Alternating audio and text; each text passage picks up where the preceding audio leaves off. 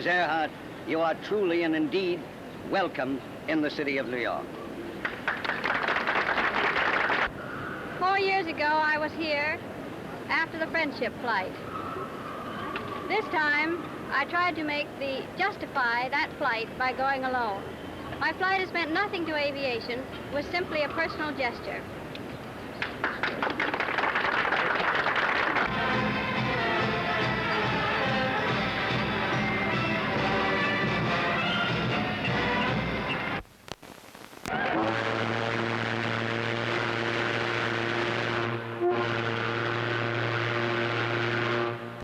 Years ago, I had the privilege of being welcomed on the Maycomb. All I can say is now that I'm just as glad to return now as I was then.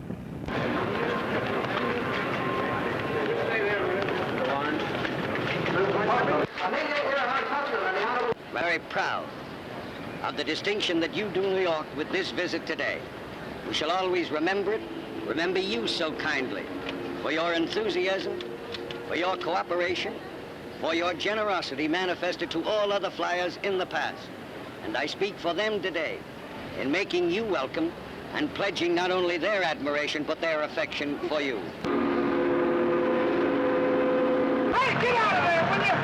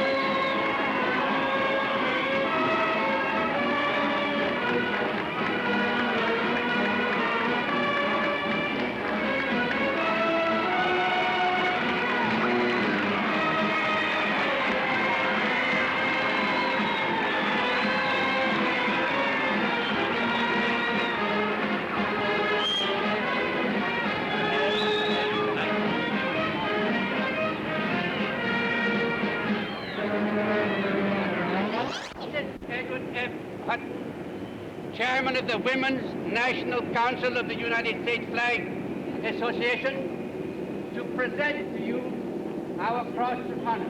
Mrs. Hudson.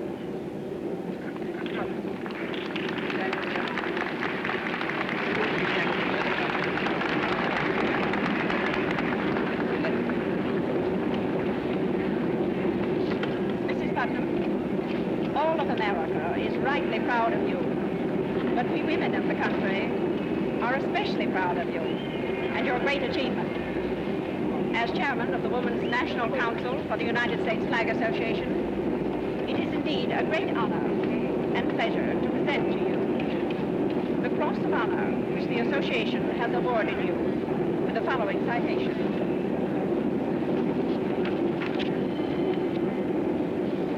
Amelia Earhart Putnam, flying lone-handed across the Atlantic through storm and fog, thereby accomplishing an undertaking that no woman alone had ever before ventured.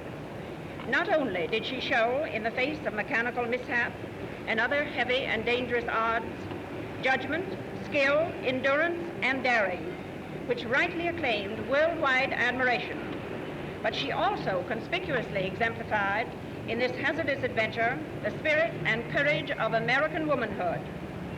Thus did she write a new canto in the epic of American annals.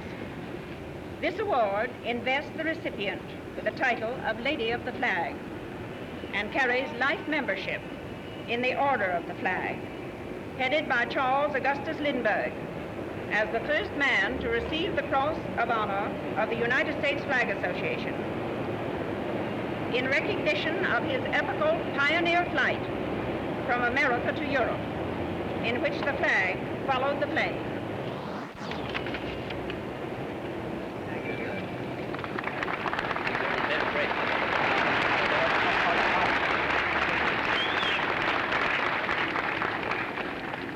It is a great honor and pleasure, Mrs. Putnam, to pin the Cross of Honor on you.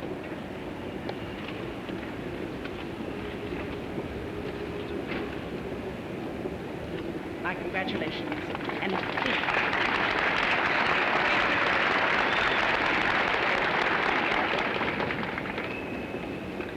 To receive this cross is an honor which I hardly deserve. My flight was simply a personal gesture on my part. It is much easier to fly the Atlantic Ocean now than it was a few years ago. I expect to be able to do it in my lifetime again. Possibly not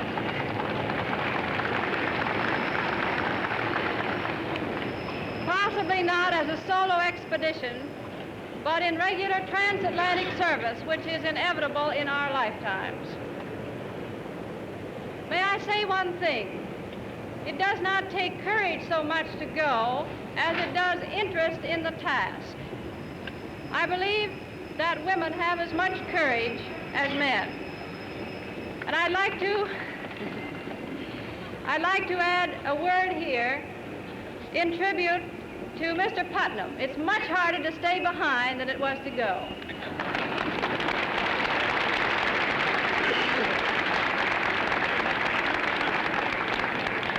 All right, just tell the ladies, they'll be glad to.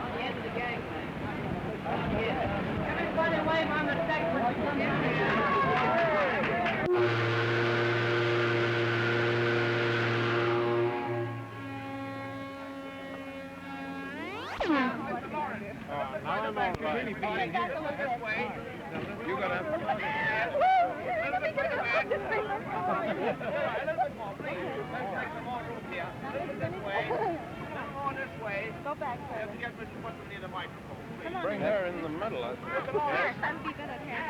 right. Mr. Lawrence, you do the talking. No? No, when they get ready, when they tell you. You want me to talk now? When they tell you. Good Lord, I didn't think of that.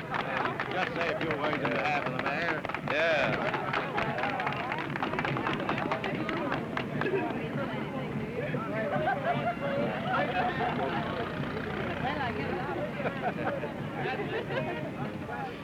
All right, a little more here.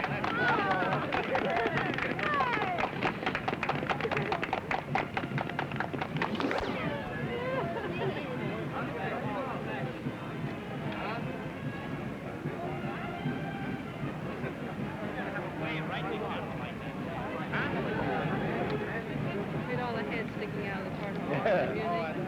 Listen, now, why don't you tend to your own business?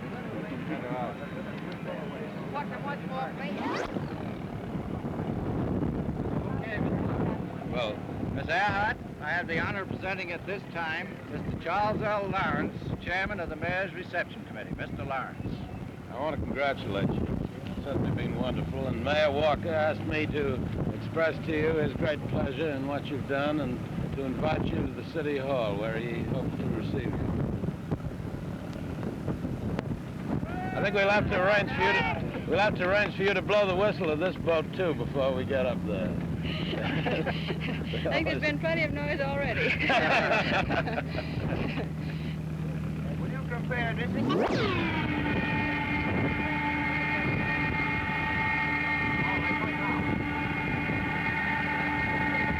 Seems to me that cameramen are the same all over the world, and so are reporters. So I can't make any great distinction between receptions here and abroad.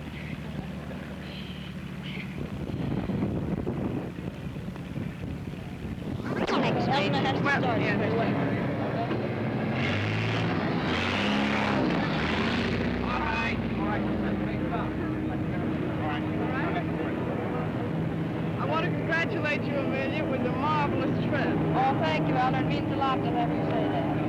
Hardly that. Tell me, how much blind flying, actually blind flying, did you encounter during the flight? Well, I had about 5 hours continuously, but it's easier to fly blind than it is to search for a horizon that is indistinct. Or was that at night, or did you have any daylight at all? Well, that was at night, and then I had only about an hour after daylight. Oh, look, Amelia! You're mild as head. Amelia, I know no one's ever going to ask you this question, so I'll ask you. How did you feel when you were flying across the ocean?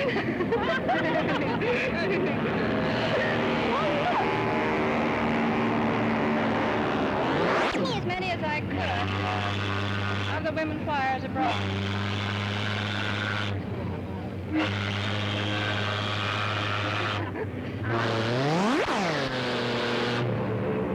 Well, I hope they were as proud of you as we are.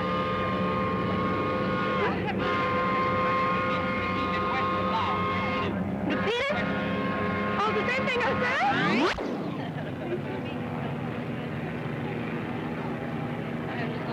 Amelia, I know that no one is ever going to ask you this question, so I'm going to ask now. For the benefit of all these people, how did you feel when you were flying across the ocean?